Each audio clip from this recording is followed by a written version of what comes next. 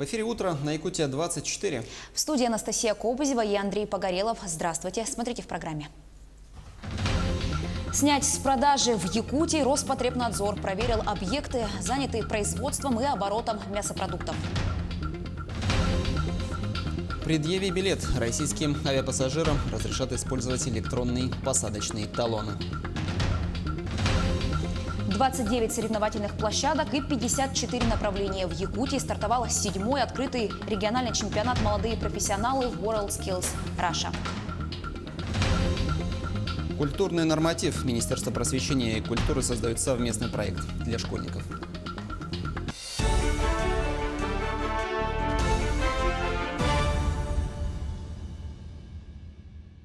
390 населенных пунктов республики, где проживает около 95% якутян, покрыты эфиром цифрового вещания. Об этом сообщил министр цифрового развития Анатолий Семенов. Напомним, с 3 июня на территории России полностью прекратится трансляция обязательных общедоступных телеканалов. Произойдет переход на цифровое вещание, включающее в себя 20 телеканалов. Уже сегодня якутяне могут получать сигнал в цифре в рамках первого и второго мультиплексов. Получать цифровой сигнал можно и через спутниковые тарелки. Также Министерство цифрового развития Якутии заключило соглашение с компаниями «Орион Экспресс» и НТВ+. Теперь их оборудование можно покупать со скидкой и получать бесплатно 40 телеканалов, в том числе НВК «Саха». 37 штрафов на сумму почти 140 тысяч рублей. В Якутии в прошлом году сняли с продажи около 400 килограммов мяса.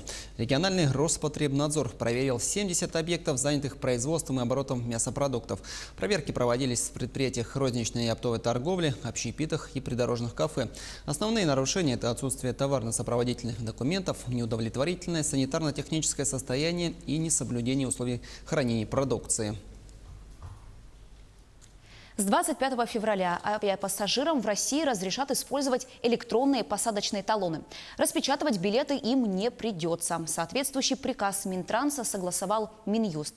Документ предусматривает, что в российских аэропортах можно будет пройти на досмотр в самолет по электронному билету. Предъявить его пассажирам разрешат на экране мобильного устройства. Бумажные билеты сохранятся, но теперь не будут обязательными. К слову, электронные билеты во многих странах используют еще с середины 2000-х годов. А в Москве эксперимент был начат только в 2013-2014 годах. Первый пассажир по электронному посадочному талону вылетел из Внуково. Сегодня жители России смогут наблюдать необычное явление. Это когда Луна подойдет на минимальное расстояние к Земле. Медики отмечают, что приближение Луны к Земле не окажет ощутимого влияния на здоровье жителей России. На самочувствие влияют перепады давления, и именно за этим стоит внимательно следить. По словам специалистов, суперлуния происходит ежегодно, а вот близкие совпадения и полнолуния случаются достаточно редко. Ну а прямо сейчас расскажем о погоде в крупных городах Якутии. В Алдане температура воздуха составляет 16 градусов мороза, облачно. К концу дня потеплеет до минус 10 градусов, при этом ожидаются сильные ветра с порывами до 14 метров в секунду. Днем и вечером будет идти небольшой снег. В Ленске минус 11, снег в городе будет идти весь день. Ленчанам также стоит быть готовыми к сильному ветру с порывами до 15 метров в секунду. По прогнозу синоптиков, днем минус 5, вечером минус 4. В Мирном сейчас минус 16 градусов, ветер северо-восточный 2 метра в секунду. Днем столбик термометра поднимется до минус 10-11 градусов. Вечером без осадков минус 13. 20 градусов мороза за окнами нирюнгринцев, утром и днем без осадков. К вечеру жителей южной столицы ожидает потепление до 10 градусов мороза. Однако относительно теплую погоду может испортить ветер с порывами до 11 метров в секунду. В Якутске 34 градуса со знаком минус, на улице прямо сейчас. Ветер северо-восточный 1 метр в секунду. Сегодня в столице без осадков, днем выглянет солнце, будет минус 32. Вечером 31 со знаком минус. Переходим к новостям экономики. Минэнерго предлагает рассмотреть возможность распространения режима территории опережающего развития и механизмов, применяемых на Дальнем Востоке, на арктическую зону России. Глава ведомства Александр Новак пояснил, что сейчас идет формирование портфеля перспективных проектов, количество которых уже приблизилось к 150. В том числе в сфере добычи и переработки полезных ископаемых их более 48%. Общая стоимость проектов составляет почти 5 триллионов рублей. Около 4 триллионов рублей приходится на внебюджетные источники. Напомним, резиденты территории опережающего развития получают налоговые льготы. Также для них действует режим свободной таможенной зоны с беспошлинным ввозом иностранных товаров. О других новостях экономики в нашей ежедневной рубрике.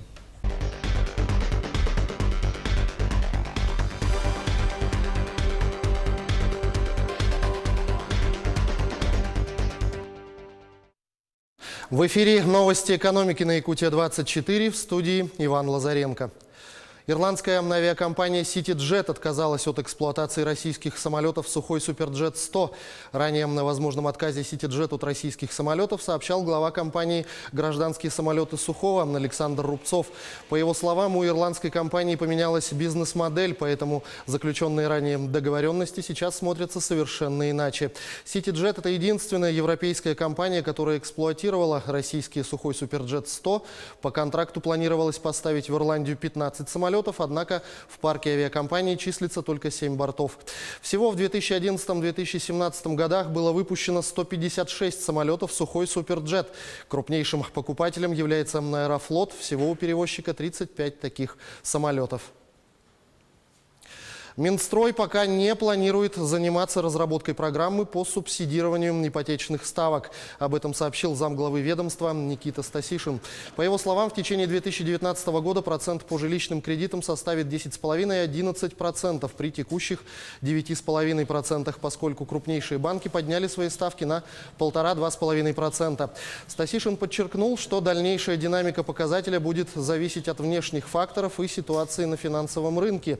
И не исключил, что в дальнейшем механизмы субсидирования все же могут обсуждаться. Ранее вице-премьер Виталий Мутко, отвечая на вопросы журналистов, не исключил субсидирование ипотеки в целом и сказал, что дополнительные меры поддержки могут быть предприняты для молодых семей. В этом году Роскачество проведет масштабную работу, исследует злаковый и цельнозерновой хлеб, установит правила игры для его производителей.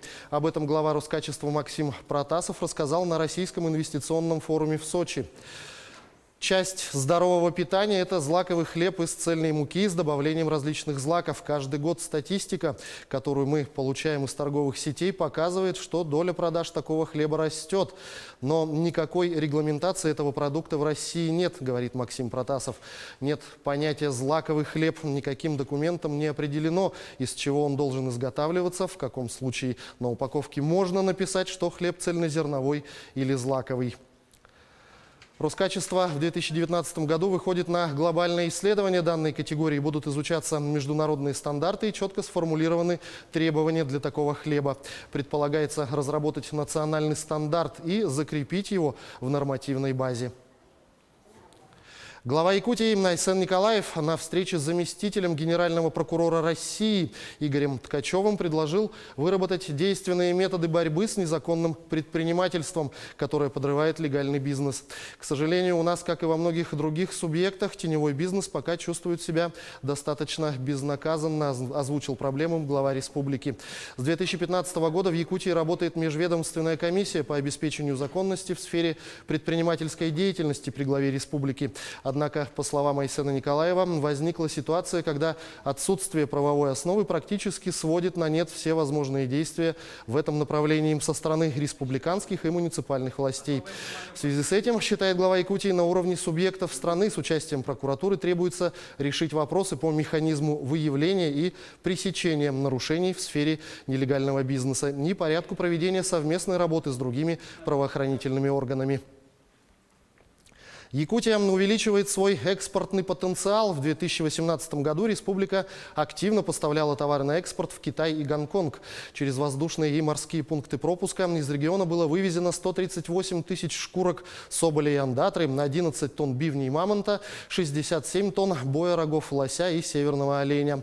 Сотрудники управления Россельхознадзора в прошлом году провели ветеринарно-санитарное обследование 23 предприятий, заинтересованных в экспорте своей продукции. Эта процедура проходила на основании электронных заявок. Всего на начало 2019 года в реестре организаций, которые могут экспортировать свою продукцию за рубеж, числятся 37 якутских предприятий. На этом пока все новости. Оставайтесь в курсе экономических событий на Якутия-24.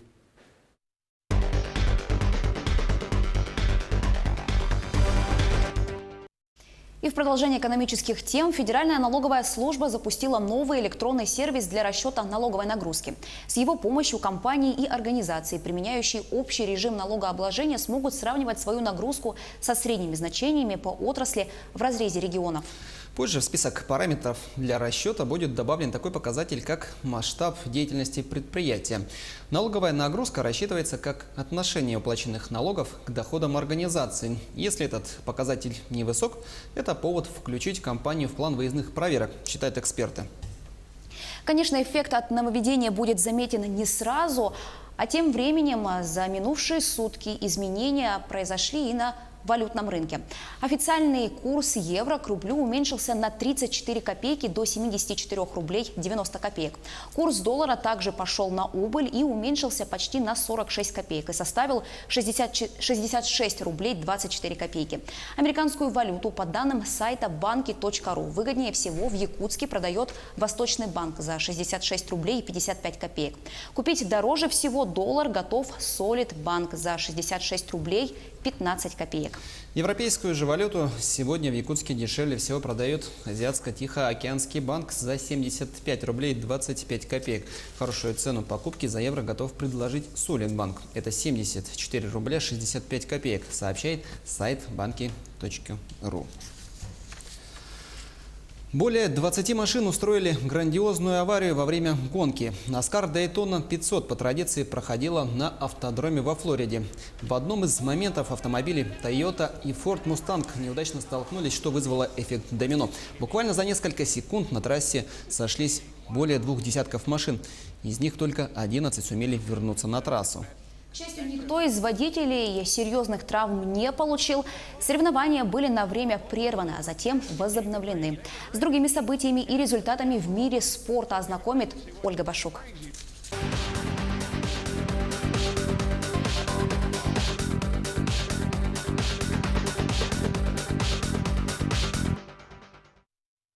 В эфире новости спорта, в студии Ольга Башук. Здравствуйте.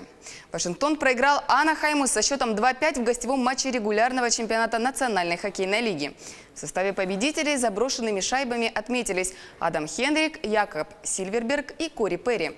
У проигравших отличились российский форвард Александр Овечкин и Джон Карлсон. Напомню, Овечкин забросил 40-ю шайбу в текущем сезоне. Российский форвард достиг такого результата в 10-й раз в карьере. Он стал 4-м игроком в истории НХЛ, кому удалось установить подобное достижение. В текущем сезоне россиянин провел 58 матчей, в которых набрал 67 очков. Овечкин возглавляет список снайперов лиги, опережая ближайшего преследователя на 4 шайбы. Вашингтон занимает 5-е место в турнирной таблице Восточной конференции, набрав 71 очко в 59 играх. Анахайм идет 13-м на Западе, имея 55 очков после 59 игр. В следующем матче Вашингтон в гостях сыграет с Лос-Анджелесом 19 февраля. Днем позже Анахайм на выезде встретится с Миннесотой. Россиянка Дарья Касаткина поднялась на одну позицию и занимает 13-е место в рейтинге женской теннисной ассоциации, обновленная версия которого опубликована на официальном сайте организации. В активе 21-летней теннисистки 3230 очков. 17 февраля Касаткина выиграла первый матч в сезоне на турнире под эгидой WTA. Россиянка Мария Шарапова сохранила 27-ю строчку. Виталия Дьяченко, которая стала победительницей турнира Международной теннисной федерации в английском Шрусбери, поднялась на 29-ю позицию и вошла в топ-100. А возглавляет рейтинг японка Наоми Осака. Якутск готовится к проведению Кубка мира по вольной борьбе среди мужчин. Организаторы озвучили почти все цифры и факты предстоящего мероприятия. Но самое главное, все ждут оглашения списка сборной России. Когда это станет известно и как Якутия готовится к крупнейшему спортивному событию, расскажет Дмитрий Тымыров. На момент проведения пресс-конференции, по словам министра, было раскуплено 90% билетов. Всего в продажу поступило около 5000 билетов. Еще 552 билета будут переданы детским домам, спортивным школам, клубам и ветеранам спорта. 552 места мы определили как бесплатные билеты. Как я уже сказал, это ветераны спорта. Это дети из неблагополучных семей, социально незащищенной категории населения. Есть у нас дети, которые занимаются вольной борьбой, и тренеры. В этот состав входит 552. С ними со всеми отрабатывает определенное министерство. На сегодня их состав определен. Кто придет первый день, кто придет во второй день, все отработано. Любители вольной борьбы также смогут увидеть Кубок мира в прямом эфире. Оператором по телевещанию определена компания «Телеспорт». Мы точно знаем, что как бродкастерам и техническим оператором трансляции будет наша НВК «Саха-Якутия». Но, к сожалению, мы пока окончательно еще не знаем, какие телеканалы будут привлечены. Но мы точно знаем, что где-то около 10-11 каналов стран будут покупать сигнал. И сегодня я, наверное, могу сказать, где-то числа 1 марта будут известны основные операторы, которые будут участвовать на освещении Кубка мира. Напомним, в Кубке мира планируется участие 8 стран – Россия, США, Грузия, Куба, Япония, Турция, Монголия и Иран. Предварительные заявки на участие уже получены от сборных Монголии, Японии и США. Окончательный список сборной России будет оглашен в начале марта. Я буквально созвонился вчера с главным тренером России Джамбулатом Ильичем Тидеевым. Мы обсуждали насчет сборной команды России, кто как попадет. Будет все известно на втором сборе. Это будет, наверное, в начале, марта. Поэтому, и из наших Якутии, я надеюсь, будет у нас участвовать и Григорьев, и Тютрин. По ходу дела сборной команды определяться.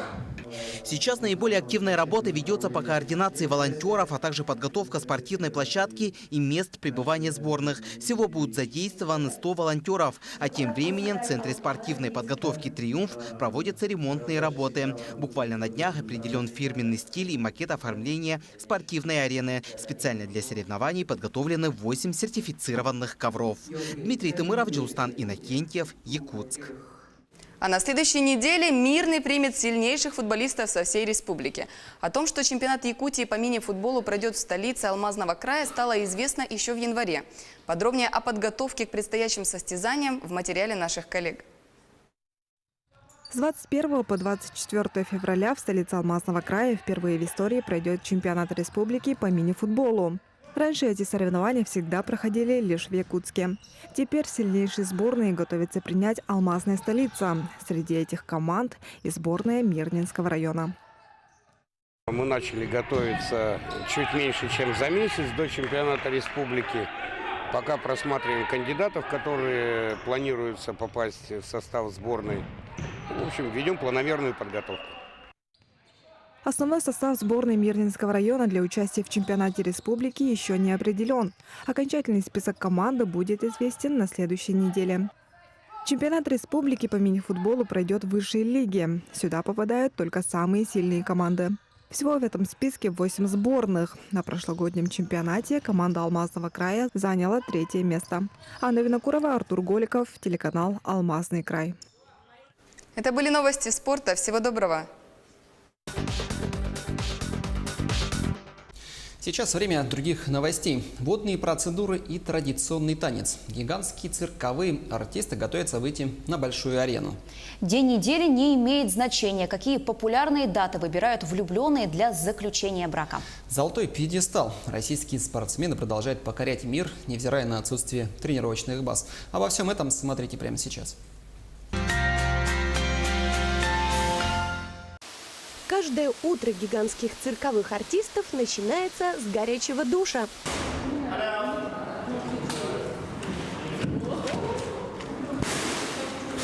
В Водные процедуры необходимы для поддержания здоровья животных. Тепловые пушки создают тропический климат. Далее по списку массаж ног и чистка зубов. А еще обязателен танец в душе. 75-летняя слониха Лакшми таким образом показывает, что она довольна происходящим. Зачем в цирке живут так долго? Потому они всегда, у них движение есть. А в природе, в зоопарке у них движения нет. И не живут больше 40 лет. Дрессировщик Кристиан Гертнер к нашему суровому климату почти привык. Снегом его не удивить, но подопечным русская зима противопоказана. 20 градусов всегда мы ставим, даже на транспорт, у нас специальный транспорт, с которым мы их привозим, но там тоже есть обогреватели, которые мы держим эти 20 градусов. Сразу после купания чистые и довольные слонихи направляются на репетицию. Здесь больших звезд тоже балуют. Каждая па вознаграждается кусочком сахара. Наслаждаться кировским цирковым санаторием артисты будут еще 3 недели. Гастроли намечены до 24 февраля. Это не только за детей, это тоже за взрослых. Как вы видите, это вся представление наше, это не только за детей, и за взрослых тоже. Изначально у нас публика вообще на наше представление придут, да, как вы сказали, детей с родителей. А после публика меняется, придут вообще с 18 до 25 лет. Вот такой народ.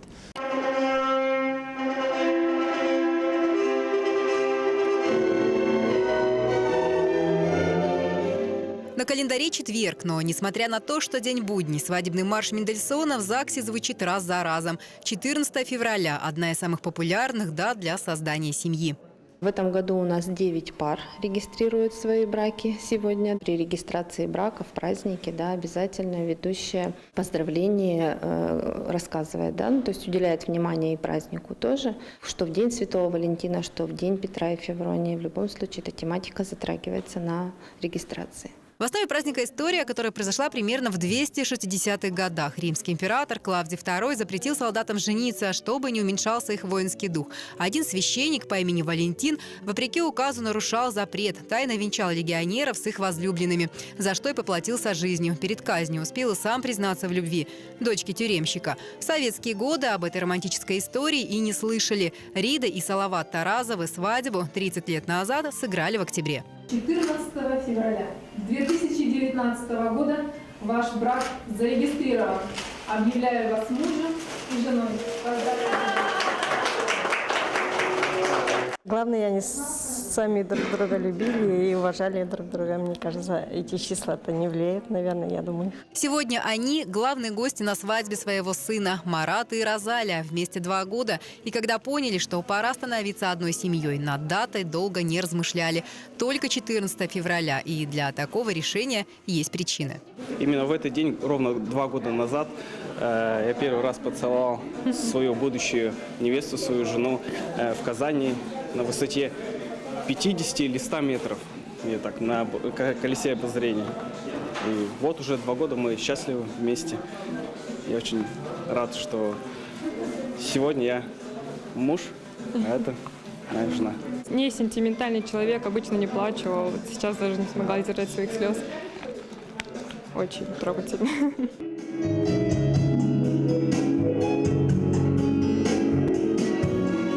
Еще одна популярная для заключения брака дата – 8 июля. В этот день православные чтят память святых Петра и Февронии, которые считаются покровителями семьи.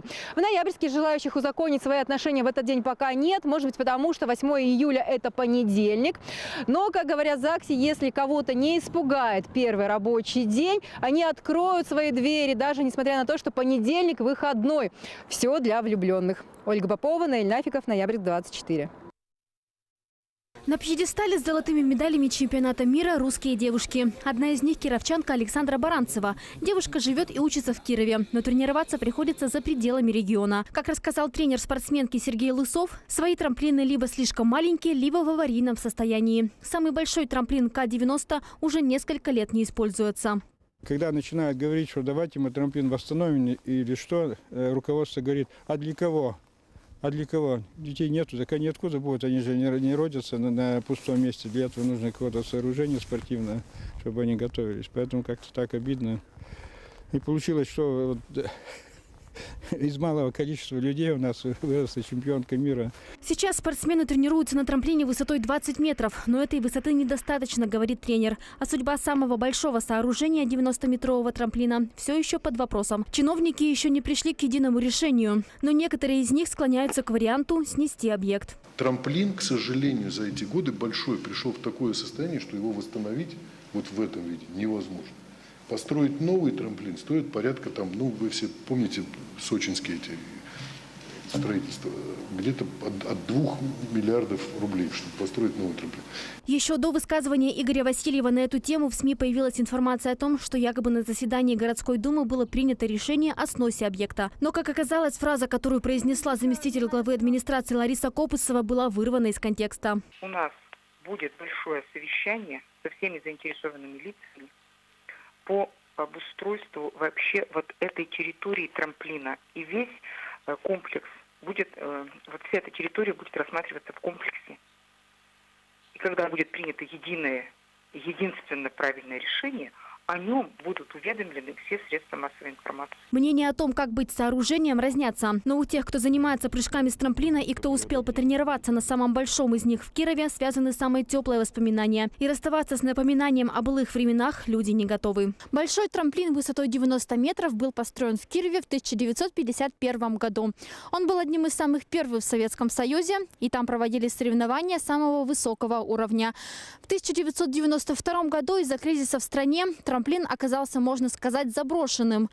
В 2002 году его восстановили и провели полную реконструкцию сооружения. А в 2017 власти заявили о том, что трамплин будет заморожен, потому что сильно изношен. Второй по величине трамплин в Кирове высотой 40 метров тоже был в аварийном состоянии. Но силами группы мастеров спорта по прыжкам с трамплина он был отремонтирован. Сейчас там занимаются ветераны и сами мастера спорта. Елена Шарыгина, Александр Нестеров, Бюро новостей Давича. Прямо сейчас прервемся на короткую рекламу. А сразу после нее расскажем, какие вопросы сегодня обсудит премьер-министр России Дмитрий Медведев с главами регионов.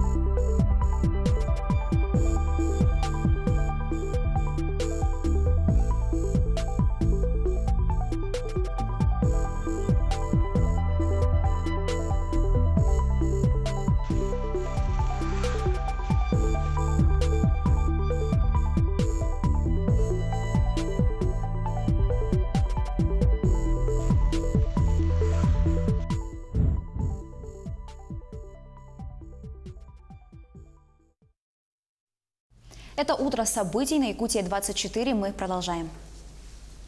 Сегодня премьер-министр России Дмитрий Медведев проведет большое совещание с участием глав регионов. На повестке реформа обращения с твердыми коммунальными отходами.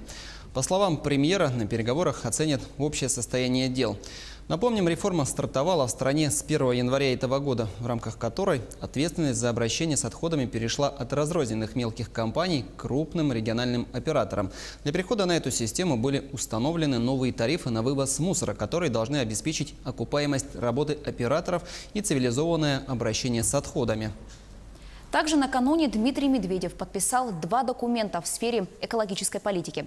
Первый касается правила выдачи, переоформления, изменения и отзыва комплексных экологических разрешений и содержит исчерпывающий перечень обязательных требований в области охраны окружающей среды. Второй документ устанавливает химические и физические нормативы для оценки окружающей среды – воды, почвы, воздуха. Премьер уточнил, что регионы могут вводить и свои региональные экологические нормативы, которые, впрочем, не могут быть ниже общефедеральных. Переходим к региональным темам. В Якутии стартовал 7-й открытый региональный чемпионат «Молодые профессионалы WorldSkills Russia». На торжественном открытии побывала наш корреспондент Анастасия Данилова. Чемпионат проходит в Якутии с 2013 года. Тогда внедрение стандартов WorldSkills в систему среднего профессионального образования не было столь популярным. Всего 5 компетенций. В этом году их насчитывается 112. Регион один из самых активных участников движения WorldSkills. У вас уже 7-й чемпионат проводится на территории республики. Это очень хороший результат. Особенно приятно, что количество компетенций в этом году существенно выросло и очень много юниорских компетенций. Это, мне кажется, самый большой результат в этом году этого чемпионата. Таким образом, в возрастной категории юниоры соревнования пройдут по 54 направлениям. Среди молодых профессионалов 55 компетенций и 3 в новой возрастной категории «Навыки мудрых». Более 1500 участников продемонстрируют свое мастерство. Примерно половина из них эксперты, которые сопровождают наших участников. И вот за участием наших сегодняшних конкурсантов стоит большая работа подготовительная. Студентка первого курса с милым именем Ляля демонстрирует свои навыки в компетенции «Ювелирное дело». Желание об участии в конкурсе изъявила сама и серьезно настроена на победу. Первое место хочется занять. Я сидела в цеху с 9 до 5 часов. С перерывами, конечно, было. Но я готовилась, очень хотела участвовать. В противовес промышленной сфере в чемпионате представлена также и сфера красоты. И там подготовка занимает значительное время. Готовились где-то месяца 2, наверное. У нас сегодня было шоколадное обертывание.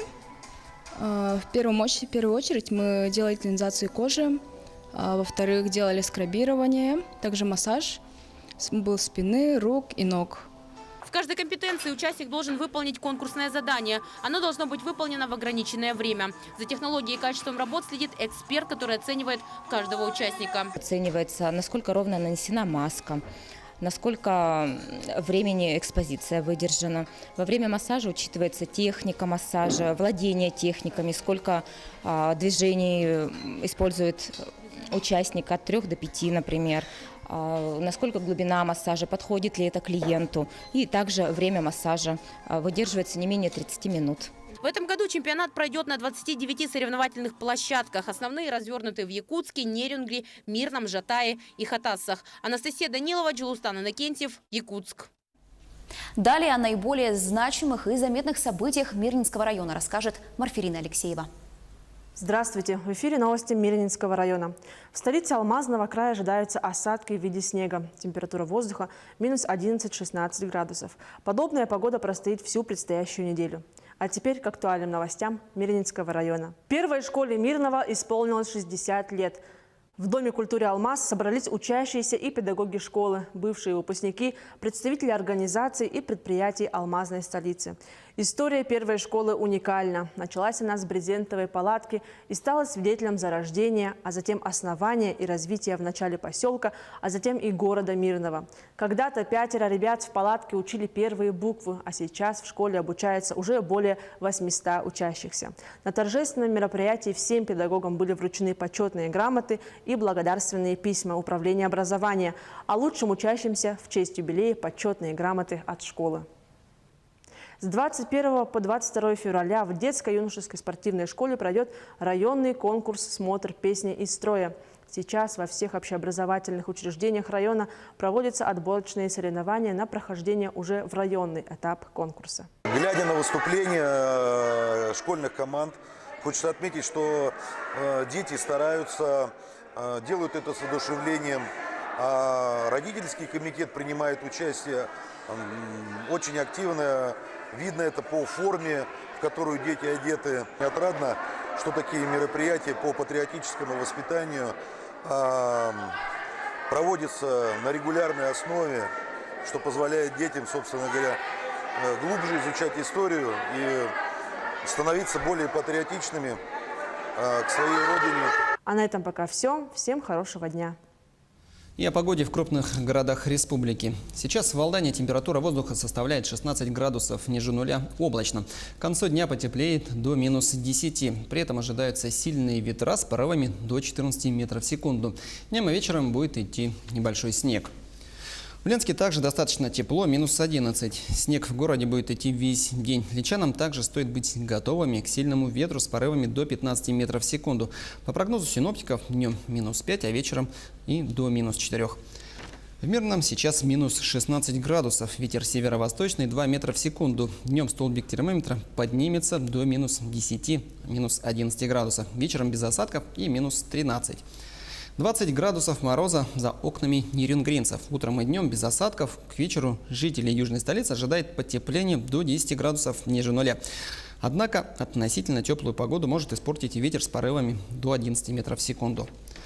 Холоднее всего в Якутске. В столице сейчас 34 градуса мороза, ветер северо-восточный 1 метр в секунду. Сегодня в городе без осадков, днем выглянет солнце, будет минус 32, вечером минус 31 со знаком минус. Задержанный за кражу картины «IP3 Крым» назвал мотив преступления. По признанию Дениса Чуприкова, он сделал это, чтобы привлечь к себе внимание. Во время заседания суда он заявил, что это было его собственным решением. Он также добавил, что полностью осознает свою вину и чистосердечно раскаивается в содеянном. Напомним, картина Куинджи «IP3 Крым» была похищена из Третьяковской галереи 27 января. Мужчина снял ее со стены в музее на глазах у посетителей, после чего беспрепятственно покинул здание Третьяковки. Самолет из Китая совершил аварийную посадку в аэропорту Уфы. Грузовой лайнер Ил-76 не смог с первой попытки выпустить правую стойку шасси. Инцидент произошел 16 февраля, однако известно о нем стало лишь сейчас. Никто из 9 членов экипажа не пострадал. Происшествие не повлияло на режим работы авиаузла. О других происшествиях расскажет Николай Борисов.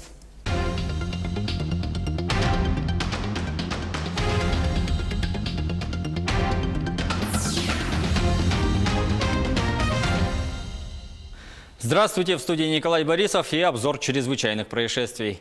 Возле здания колонии номер 1 в Якутске в ходе оперативного мероприятия изъято 9 шприцов с наркотиком. Как сообщает региональное управление ФСБ России, вещества были обнаружены в салоне автомобиля, принадлежащего жителю столицы региона. Было установлено, что доставку наркотиков организовал заключенный, отбывающий наказание за убийство, совершенное с особой жестокостью. Возбуждено уголовное дело за незаконное приобретение, хранение, перевозку, изготовление и переработку наркотических средств в крупном размере.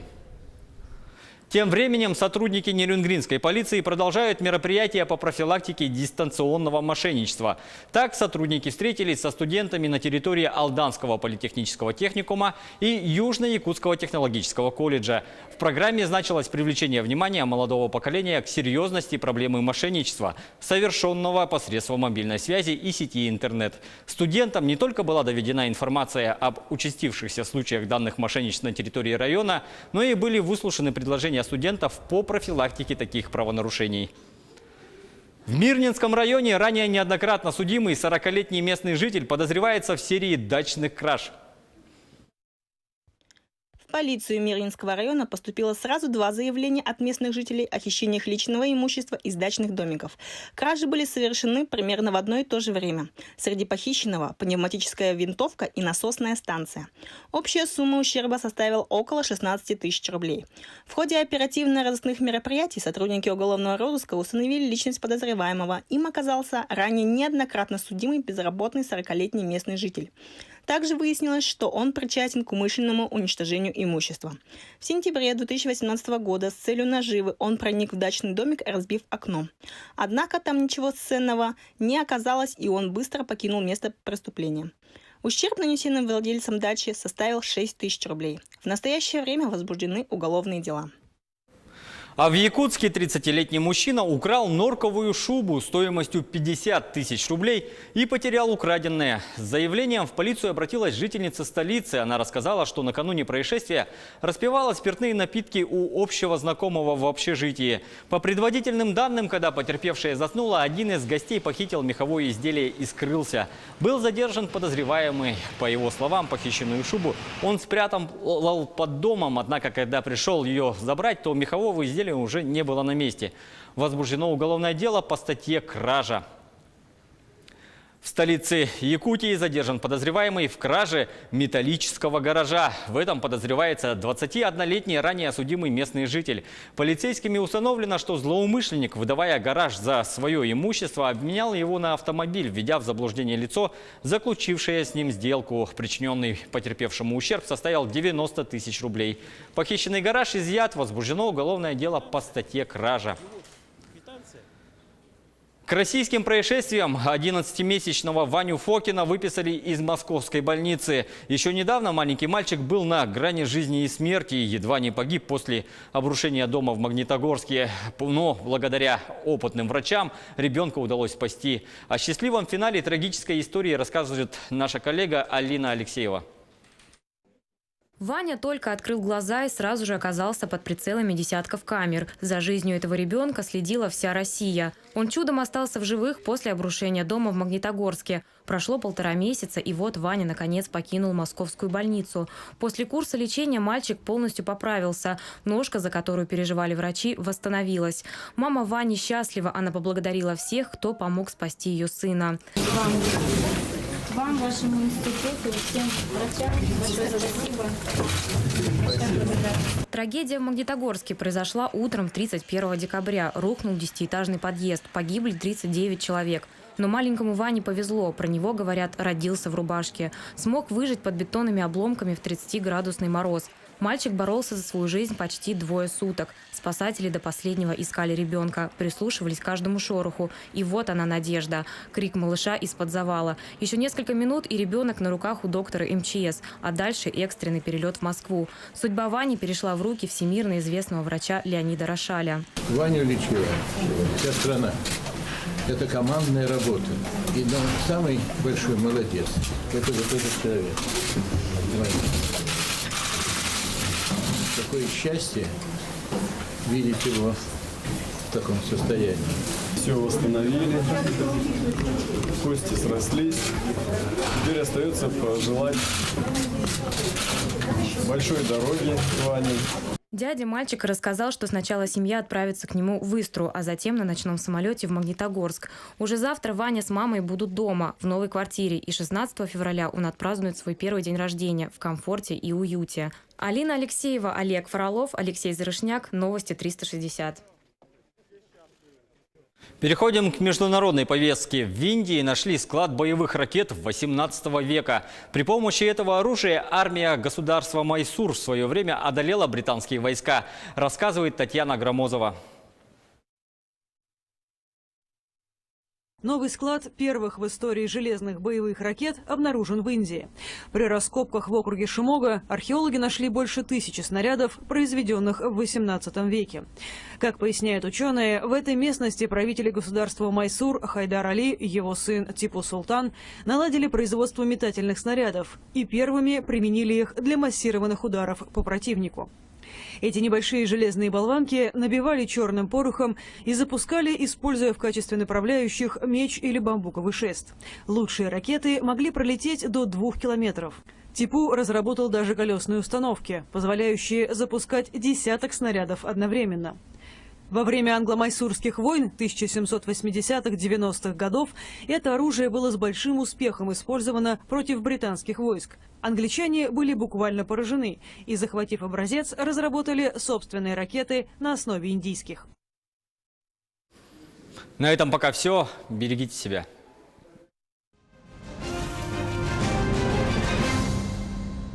В эфире Якутия 24 главные темы этого утра. 2019 год глава республики Айцен Николаев объявил годом консолидации. На днях в Якутске на площадке исторического парка «Россия. Моя история» были представлены первые проекты. О том, какую лепту готова внести молодежь в год консолидации и какие проекты планируются. Сегодня обо всем этом мы поговорим с гостем студии, заместителем министра по делам молодежи и социальным коммуникациям республики Любовью Клюкиной. Здравствуйте. Любовь Николаевна, здравствуйте. По вашему мнению, что в первую очередь должно измениться в год консолидации? Ну, безусловно, год консолидации объявлен для того, чтобы каждый житель республики больше узнал о своей любимой республике, для того, чтобы были найдены новые друзья, для того, чтобы были запущены новые интересные проекты, которые нас всех объединяют. К сожалению, сейчас мы говорим о том, что жители, например, западных районов никогда не были в центре республики и не знают, чем живут жители в центре, да, и наоборот. Поэтому здорово, что объявлен такой год, такие возможности, тем более, что действительно проекты, которые сейчас уже придуманы в рамках этого года, они довольно интересные. Ну вот, на ваш взгляд, насколько сейчас активна молодежь вот именно в начинаниях в год консолидации? Готовы они поддерживать вообще проект?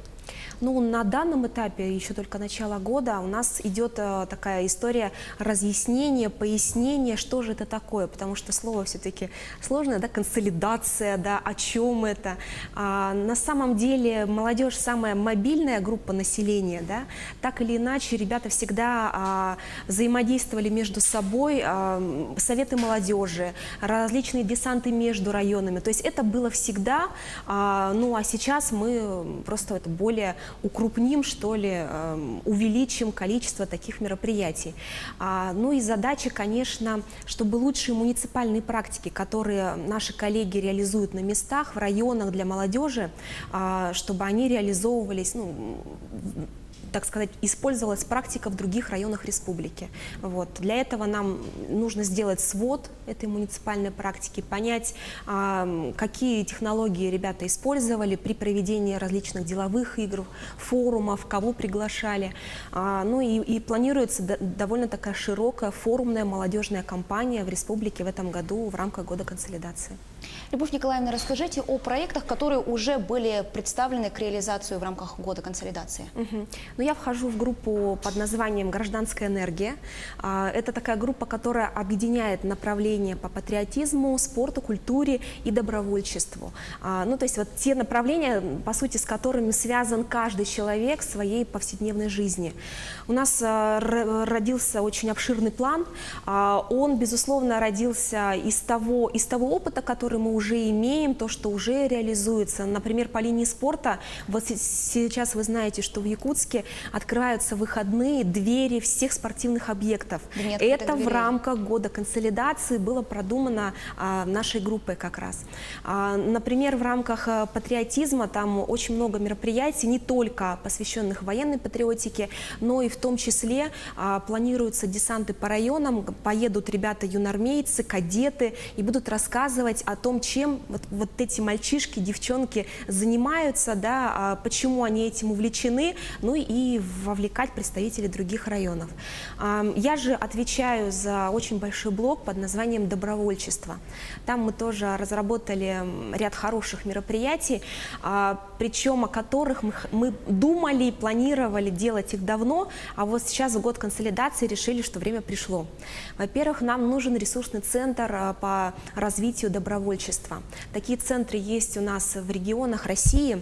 Они помогают продвигать разные направления добровольчества в целом, потому что, к сожалению, сейчас до сих пор в обществе есть представление, что добровольцы — это, ну, в лучшем случае те, кто помогают на мероприятиях, да, в худшем случае снова говорят до сих пор о том, что это те, кто убираются.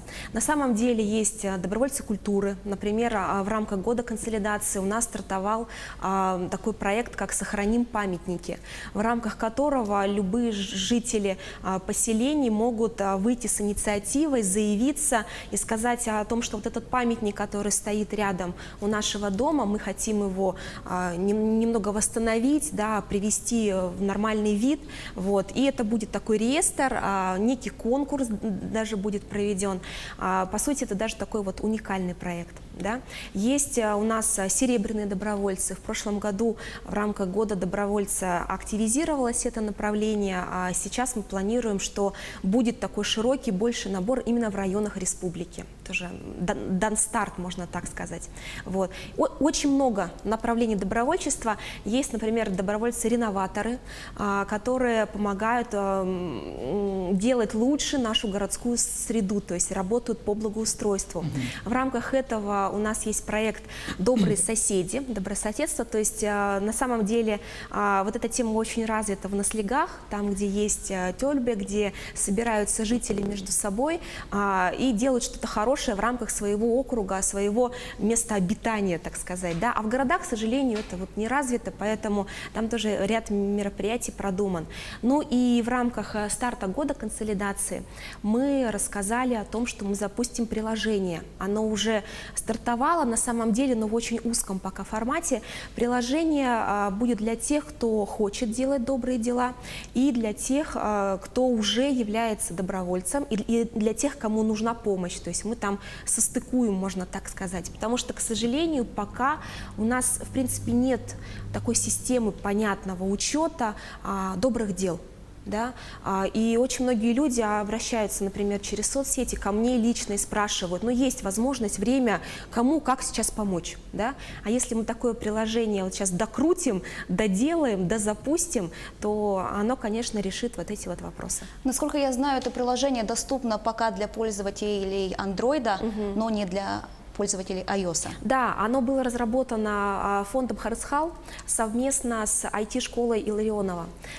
И сделано было пока только для людей с инвалидностью. Да? Но мы хотим расширить его функционал, потому что оно довольно легкое, простое. Пока только Android, сейчас занимаемся, чтобы оно появилось и в iOS, и уже в более широком функционале. Любовь Николаевна, ну вы уже, в принципе, на часть моего вопроса ответили. Хотелось бы спросить, что нового будет? Да, вот помимо этого приложения еще какие-то новинки ожидаются? И вообще, каков формат будет мероприятий? Наверняка чем-то нужно будет удивлять. Может быть, какие-то новые направления будут? Они не новые в плане того, что вот им будет отделено там отдельное внимание, скажем так, уделено? Ну, наша задача, чтобы мероприятия параллельно проходили во всей республике. Да? Мы не говорим о том, что это будет крупный фестиваль в городе Якутске. Нет. Поэтому еще, да, из новинок, из того, чего не было, например, это улица благотворительности на Исехе. Мы знаем, что на Исехе очень много людей, приходят с семьями красивыми. Обычно есть финансы, да, подкапливают немножко.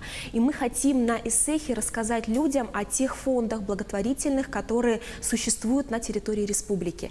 И хотим сделать это еще и в рамках тех эсэхов, которые проводятся в районах в наслегах. Да? Это улица, в рамках которого каждая благотворительная организация делает какие-то активные мероприятия. То есть, например, здесь вас научат делать что-то новое с ребятишками, здесь посидят с вашими детьми, ну а за это вы буквально символично заплатите. И есть такая мечта, если мы в рамках эсэха Туймады, например, соберем 1 миллион рублей в помощь какому-то ребенку в рамках этой улицы благотворительности, вот это будет классно. Вот это консолидация, что мы населением республики вот так здорово помогли. Ну а что нужно сделать-то? Что требуется для того, чтобы вот все то, о чем вот вы задумали, оно реализовалось? Успешно. На самом деле здесь нужна только команда. Команда у нас есть. Есть ребята, которые сами придумали, загорелись в вот этой истории, да, и сейчас мы будем транслировать все это по районам. Кроме этого, мы еще планируем провести такой широкомасштабный конкурс лучших добровольцев, добровольческих организаций и районов, которые лучше помогают развитию добровольчества. Под названием «Добрая Якутия» в прошлом году этот конкурс у нас так вот немного начал проводиться, да, то есть такие были первые шаги, ну и задача у нас выйти на Россию и, возможно, даже там получить некоторую финансовую поддержку, гранты. Любовь Николаевна, дайте универсальный совет, как молодежи находить время для создания, реализации различных проектов волонтерских? На самом деле это нужно только хотеть, вот, потому Главное что желание. времени в сутках очень много, целых 24 часа. Есть ребята, которые, например, вот у меня знакомые, которые начинают работать с 7 утра, но зато вечер у них свободен для того, чтобы чем-то хорошим заняться, провести с кем-то лекции или кого-то там организовать какую-то лекцию. Да? Здесь только желание, и нужно понимать, что в условиях нашей республики, ну, нет у нас так много досуговых мест, как хотелось бы, да, и на самом деле это неплохо, потому что у нас до сих пор есть очень много времени для общения друг с другом, для обмена хорошими новостями, какими-то хорошими идеями и для продвижения своих проектов. Вот тот же, например, проект приложения «Альянс», он был разработан ребятами, студентами, работающими, очень занятыми, но и причем буквально они не сталкивались с проблемой инвалидности. Но вот это их задело, появилось у них время, им просто захотелось этим заниматься. Ну и, наверное, хотя этот совет ко мне лично не очень тоже относится, немножко поменьше соцсетей.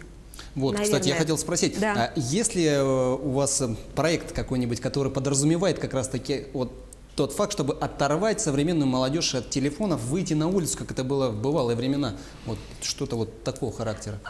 Это как раз есть такой проект, он будет несколько раз проводиться. Это наши любимые субботники, но здесь субботники будут несколько другими. Они будут связаны еще и с разделением мусора. да, потому что мы же привыкли, что собрали и в те же самые урны бросили, да, а здесь будет разделение мусора, и где мы еще и будем рассказывать, показывать, где в республике есть места, где этот раздельный мусор можно сдать, утилизировать, отдать и так далее, то есть будет вот такие вот активности различные. Ну, если говорить о добровольцах, о волонтерах, условно их можно разделить на две группы. Это те, кто на постоянной основе заняты, да, и те, кто привлекается, скажем так, несистемно, но поддерживает ту или иную идею. Вот о последней группе что можете рассказать, которые заняты несистемно? Несистемно. Ну, здесь на самом деле очень сложно нам учитывать эту группу, потому что это те люди, которые, например, помогают продвигать какие-то приложения, опять же, или записи в соцсетях, или просто складывают некоторую сумму, ее тратят на что-нибудь, да. Мы больше работаем с добровольцами системными сейчас, конечно, да, больше на данный момент работаем с событийным добровольчеством, потому что это легче учитывать, но с точки зрения вот несистемности как раз приложение-то и создано для того, чтобы вот немного посчитать, понять и вообще скорректировать наши действия по отношению к этим людям. Любовь Николаевна, большое спасибо, что нашли время, пришли к нам в студию, ответили на наши вопросы. Спасибо. Я напомню, это было актуальное интервью. Сегодня мы обсудили проекты в рамках года консолидации. У нас в гостях была заместитель министра по делам молодежи и социальным коммуникациям республики Любовь Клюкина.